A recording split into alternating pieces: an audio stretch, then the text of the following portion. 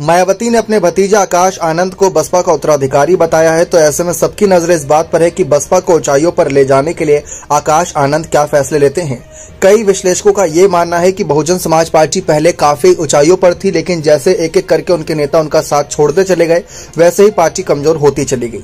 उनमें से एक बहुत ही चर्चित नाम है स्वामी प्रसाद मौर्य का, जो हालिया राजनीति में उत्तर प्रदेश की सियासत में काफी बड़ा मुद्दा बने हुए हैं, क्योंकि उनको लगातार धमकियां मिलती हैं। सनातन विरोधी उन्हें कहा जाता है, हिंदू देवी देवताओं को लेकर बयानबाजी करते रहते हैं अक्सर। तो ऐसे में जिस तरीके से वे सुर्खियों बने हैं, इससे फायदा भी हो सकता है, नुकसान भी हो सकता है।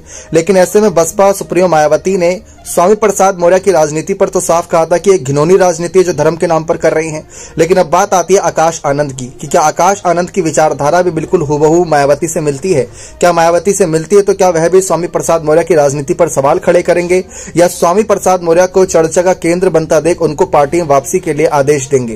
क्योंकि देखा जाए जिन हालातों में स्वामी प्रसाद मौर्य ने बसपा पार्टी छोड़ी थी, ये किसी से छुपा नहीं था। अब चर्चा ये थी कि आकाश आनंद जो पार्टी छोड़कर गए हैं बसपा की, उनको लेकर क्या फैसला लेते हैं, क्योंकि वही नेता आज के समय में विरोधी पार्टी, जिसमें समाजवादी पार्टी हो गई, कांग्रेस हो गई, भाजपा हो गई, उनकी ताकत को बढ़ा रहे हैं। तो उनकी वापसी के लिए वह क्या फैसले लेते हैं? अगर यही एक उदाहरण के तौर पर देखा जाए तो आकाश आनंद राजस्थान चुनाव में थे, वहां पर उन्होंने उनके जो 6 विधायक कांग्रेस में शामिल हुए थे उनको लेकर कह दिया था कि उन विधायकों की वापसी अब किसी शर्त पर नहीं होगी, और अगर होती भी है तो कल को उनको जिम्मेदारी नहीं मिलेगी, क्योंकि जिन्होंने एक बार साथ छोड़ दिया उन पर भरोसा क्या ही किया जाए। तो यही बात स्वामी प्रसाद मौर्य पर भी लागू होती है। ऐसे में आकाश आनंद और मायावती दोनों ही कहीं ना कहीं स्वामी प्रसाद मौर्य के खिलाफ नजर आएंगे।